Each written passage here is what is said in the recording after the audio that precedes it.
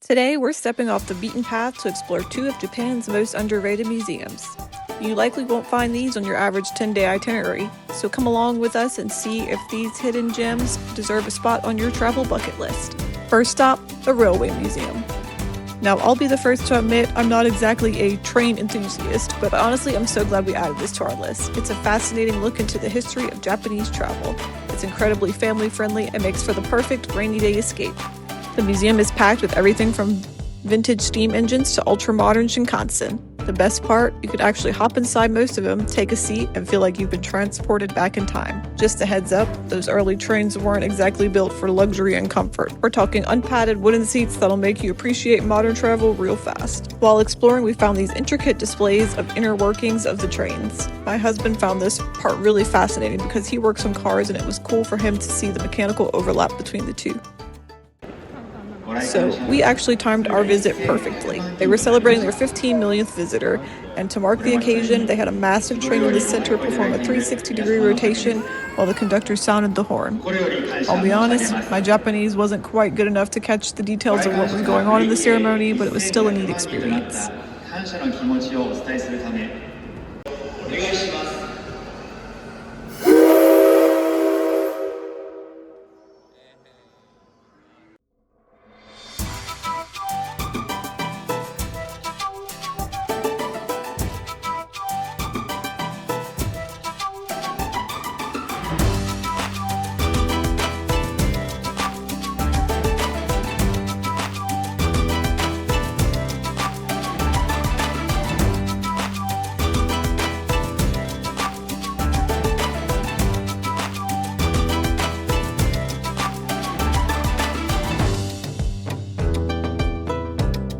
One of my personal highlights was the miniature train models.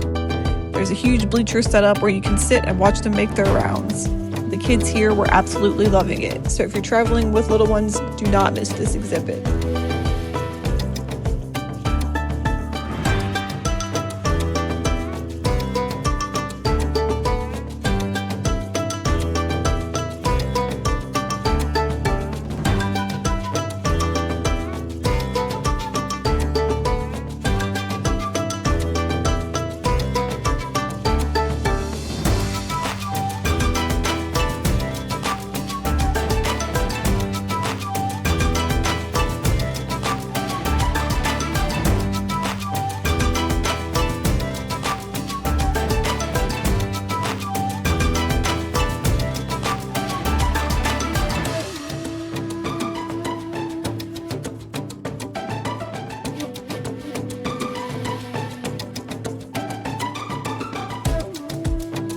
Also, a quick tip, if you're doing the Japanese stamp rally and collecting stamps in your notebook, keep it handy. There are several stamp locations hidden throughout the museum. I happened to forget mine, so I didn't get to collect any.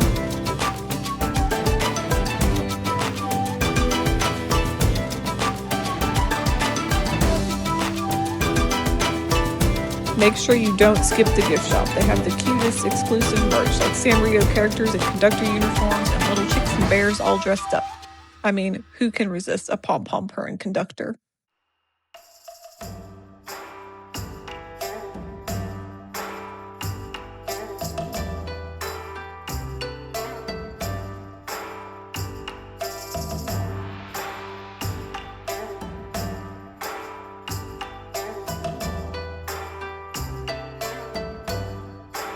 That's a wrap on the trains, but we're not done yet. Next stop, the Edo-Tokyo Museum. If you want to feel like you stepped into a time machine, this is the place. It features life-size recreations of Edo period architecture, and I mean real life-sized. These buildings are fully decorated and you're welcome to explore the inside, as long as you take your shoes off.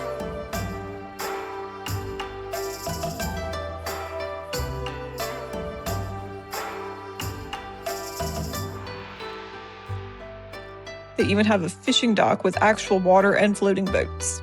It was a truly immersive experience.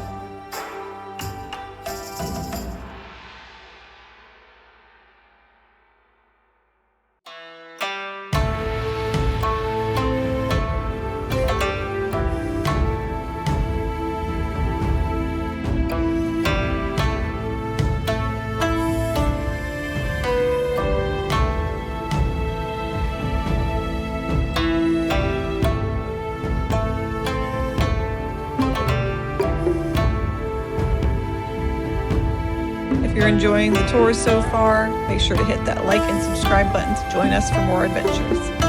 For those looking for a quieter, relaxing, and more educational afternoon, we highly recommend this spot. It's really affordable and was so fun peeking into the homes and shops of the past to see how much life has changed. Just outside of the museum, we stumbled upon a little surprise, a side street lined with these adorable characters. I'm not sure if it was a special Halloween display or if they're always there, but walking past them felt like a little bit of hidden magic.